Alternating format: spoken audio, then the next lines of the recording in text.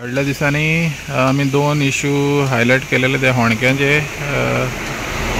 एक म्हणत जाल्यार हो होणको आजोसी आनी कोरमयेची जी बॉर्डर आहा पळय ते थिंगा तो होणको आहलोलो आनी हो एकदम डेंजरस आहलोलो, खास करून टू व्हिलर जे कोण येता पळय तांकां। आनी आतां तेणी तो हो पळोवंक शकता तुमी, हो जेट पॅचर घालून हो तेणी पुरयलेलो आहा।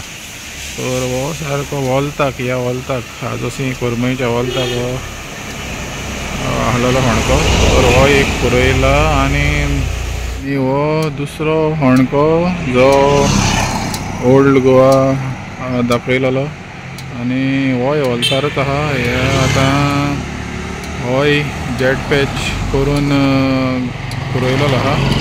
तर ज्या अधिकाऱ्यांनी हे इनिशिएटीव घेवन हे दोनूय होणके, एक आजोसी आनी एक ओल्ड गोवा जे पुरयलेले आहा तांकां माणकुलें गोवा देव बरें करूं म्हणटा।